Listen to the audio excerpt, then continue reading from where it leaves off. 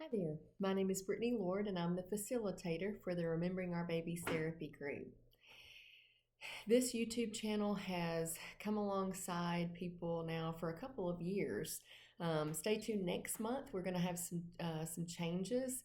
You're going to find us on different platforms like TikTok, and we're going to maybe get with the times a little bit more. So be prepared for some of those changes. This group has made it its mission to come alongside those who have lost children due to infant death, who struggle with infertility and miscarriage. This is a club that no one wants to be a part of, but it is our job and our mission.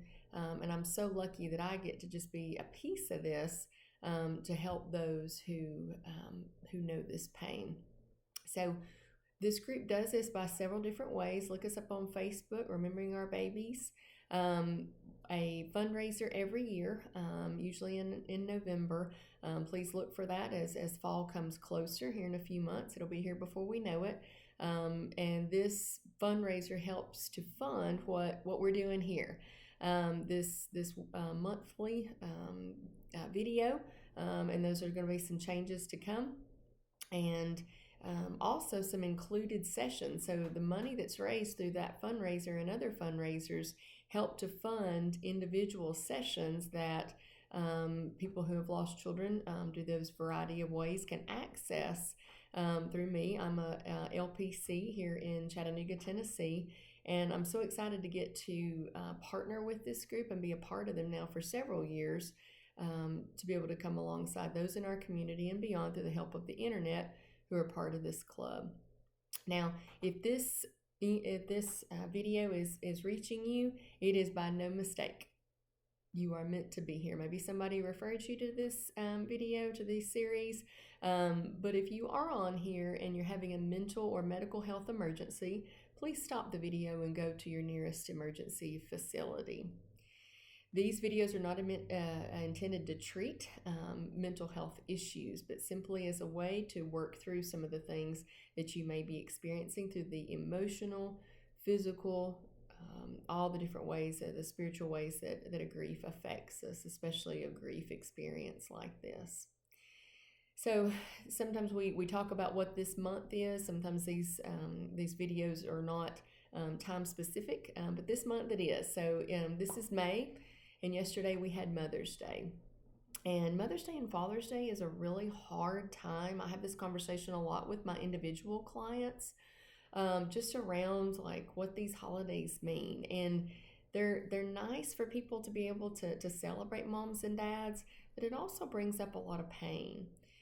Whether you have an estranged relationship with a parent, whether you've lost a parent, whether you've tried to become a parent, sometimes Mother's Day and Father's Day is more hurt than joy.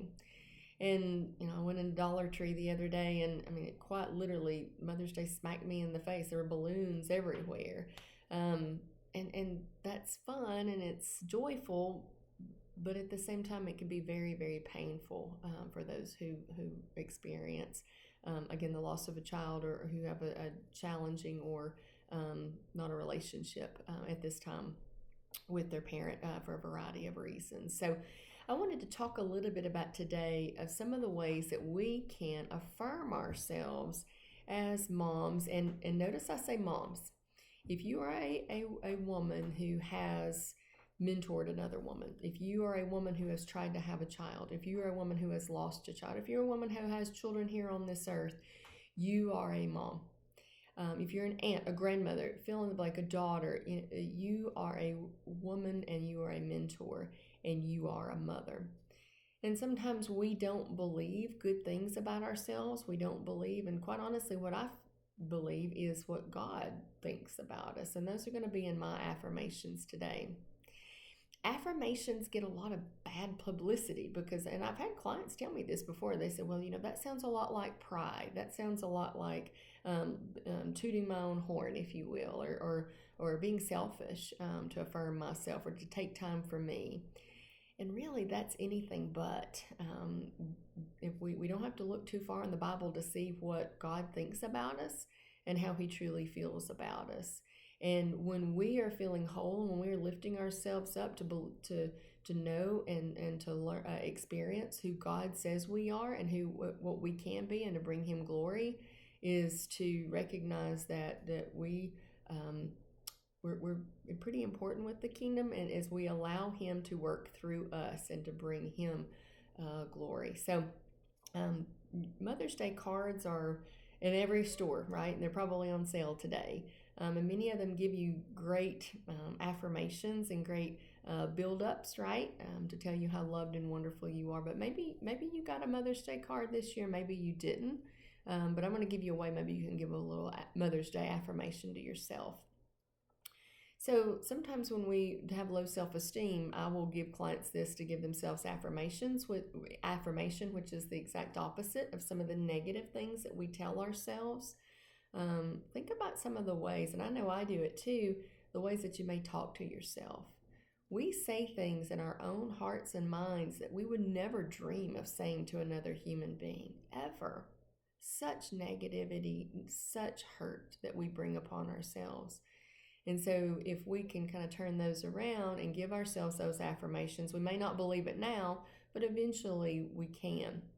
So some of the affirmations, I started making myself a Mother's Day card, and I have zero artistic skills.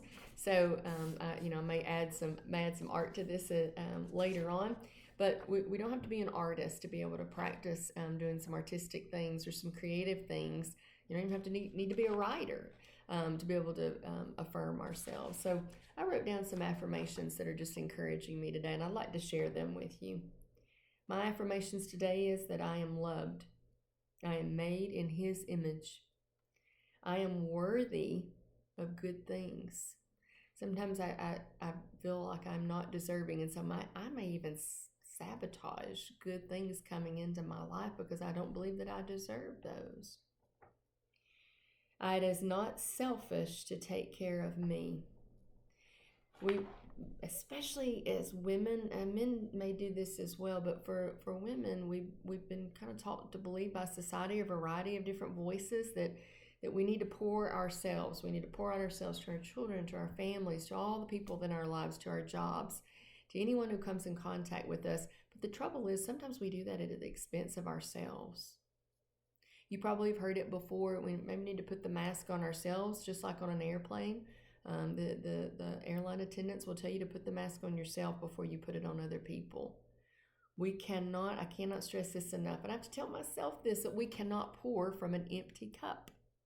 And I think so many times, I know I do, we pour from an empty cup. So I want to encourage you today, whatever negative messages you may be giving yourself, write down the opposite of those. What can encourage you today to recognize that you can see yourself the way that God sees you, the way that others see you?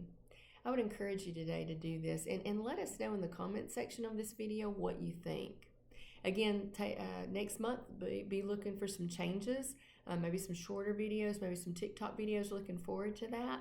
I'm having to change and evolve my old technologically inadept self. So be looking for that. And thank you for sticking with us in these videos as we make these changes. Please do not walk this road alone. Allow us to come alongside you. Attend our fundraiser. Attend some included individual therapy sessions. Watch these videos. Take help where help is given.